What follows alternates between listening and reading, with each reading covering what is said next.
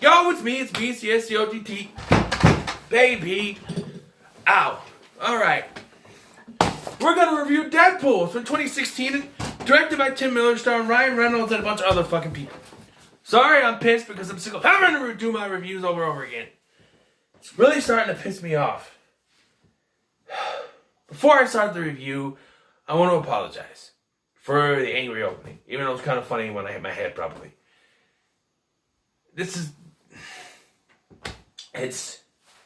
It's getting to the point I can't do anything about it, so I'm just gonna have to keep on dealing with it. But lately I've had to record my reviews twice.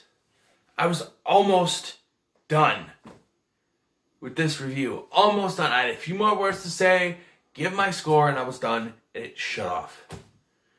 And I can't figure out, I've tried Googling it, I've tried looking it up, I can't find anything to figure out what is wrong. I've tried everything. I've tried restarting my phone.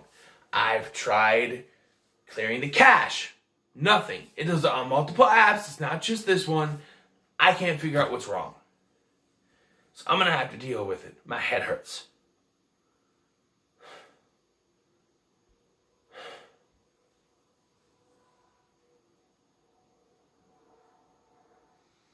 Anyway, let's talk about Deadpool.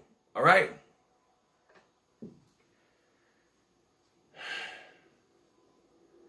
What an intro, right? Alright. Now that I've calmed down, let's talk about Deadpool.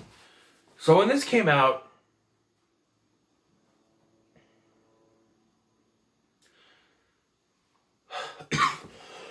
excuse me. When this came out, I didn't know what to think of it, right?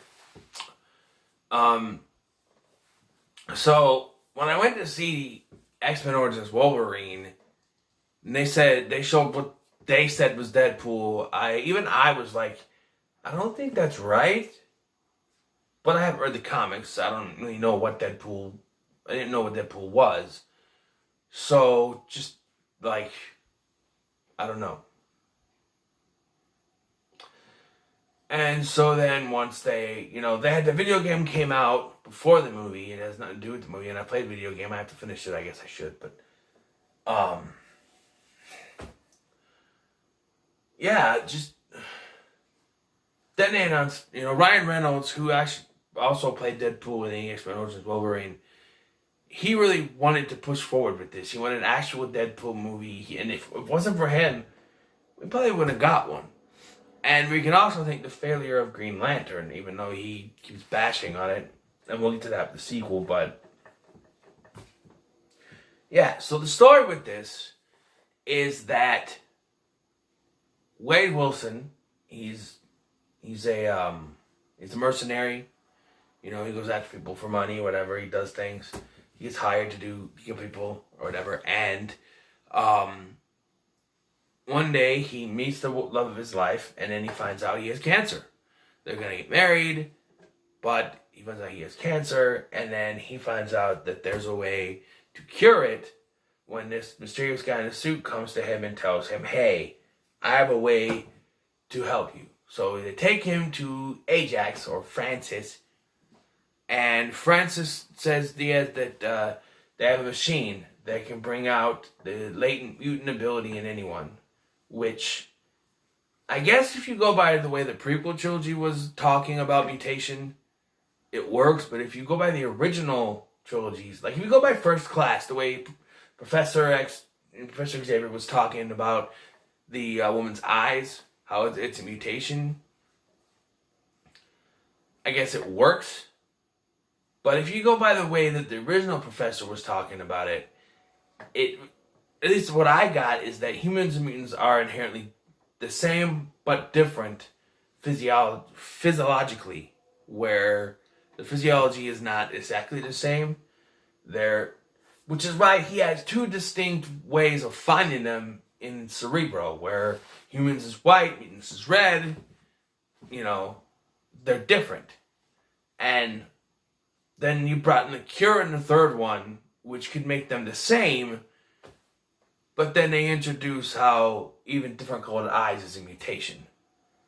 And then they introduce this. So it's hard to follow the canon of this franchise, and even the continuity is all over the place. And we'll get to it when we get to Dark Phoenix, because we're going to talk about that shit show. But here, they use this machine, and apparently Wade's superpowers is invulnerability. His mutation is invulnerability. Like, he can't die, cut off an arm, he grows it back. But he looks like a shriveled nutsack. Okay.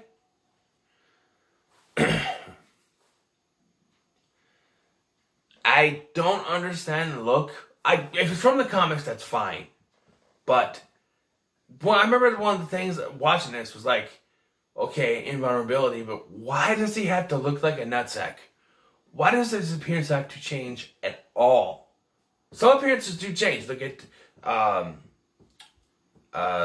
Nightcrawler and Mystique. Sure. But Mystique can get around that by changing into whatever she wants to look like. And Nightcrawler can teleport. Fuck it. Wade can't die.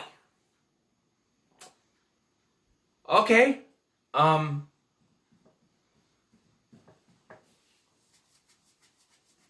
But he has to look like a shriveled nutsack. Now, I don't really care. But when I first watched this, I remember being thrown off by it. Like, if it's from the comics, that's fine. I never read a Deadpool comic. But it still wouldn't make sense, even from a writing standpoint. Oh, we're going to give him superpowers, but he's going to look like it's someone's nutsack. Why does he have to be disfigured at all from this?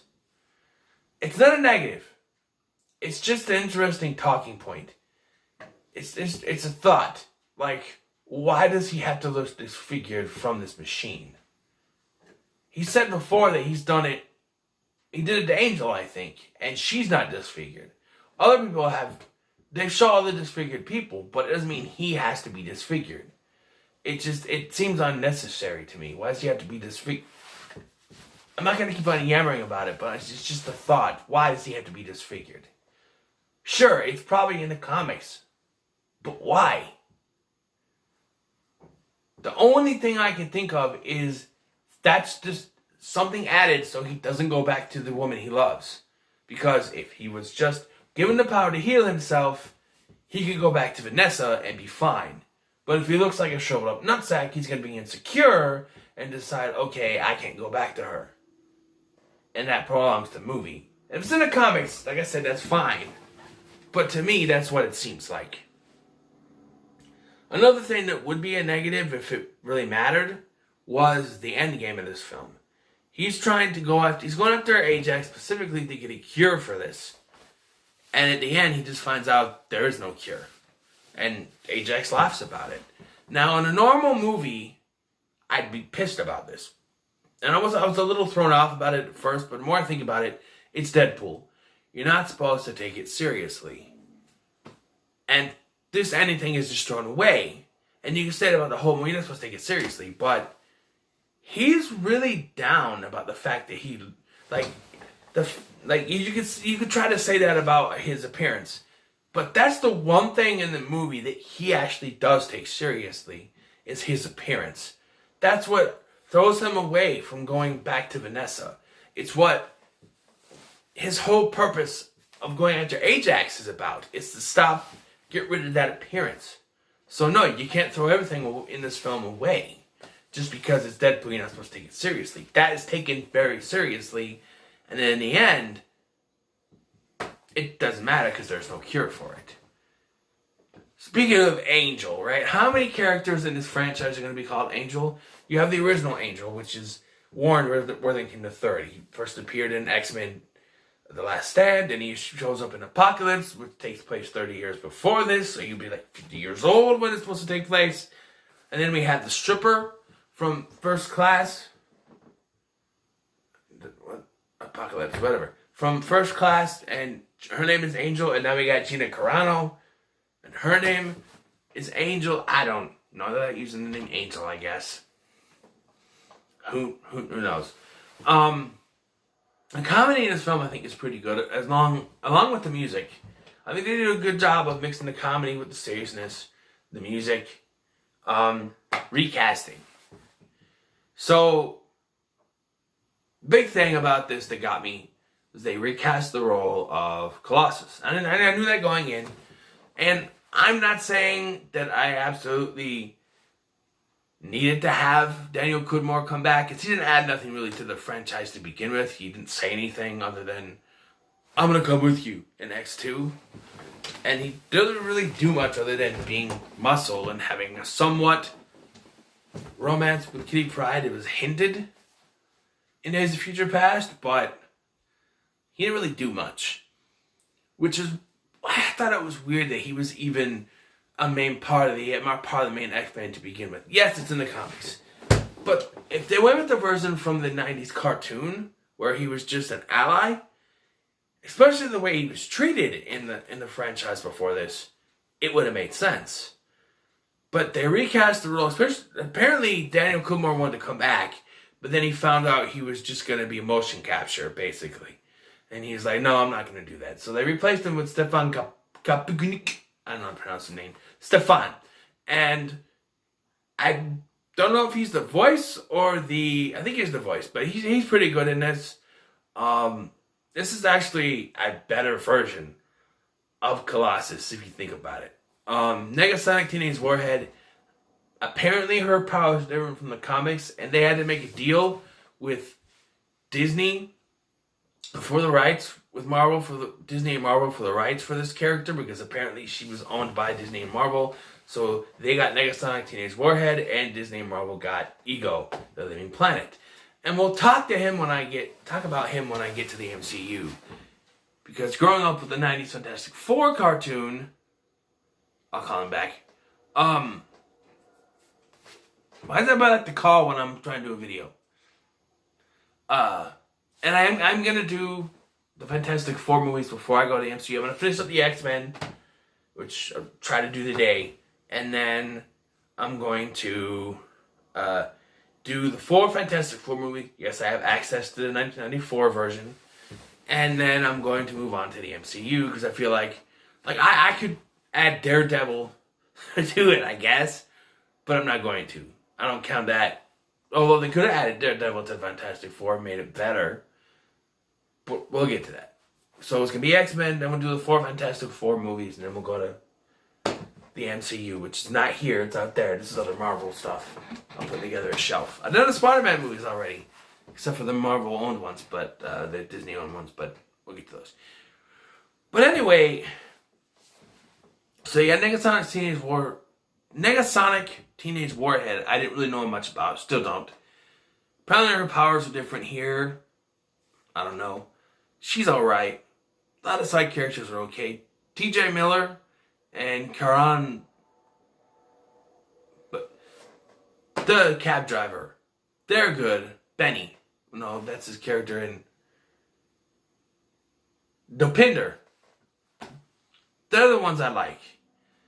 And Dopinder gets more stuff to do in the second one as well, but not so much T.J. Miller. And I think that's because of what went on in his personal life. I'm not judging him on that. I judge him on his performance. He's great in this.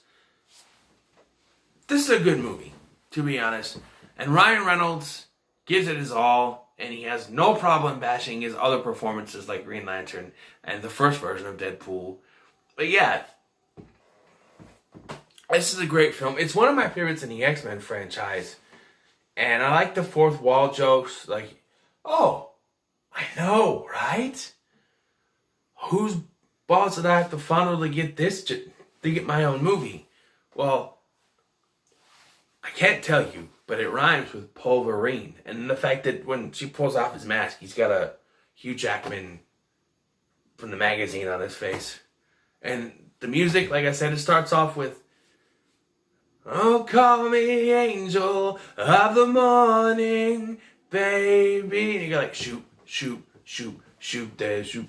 The one I like the most is, X gon' give it to you, he gon' give it to... I had someone posted a video on YouTube, and it starts with going, ah, I'm touching myself tonight. And then it cuts to that song. I like that transition.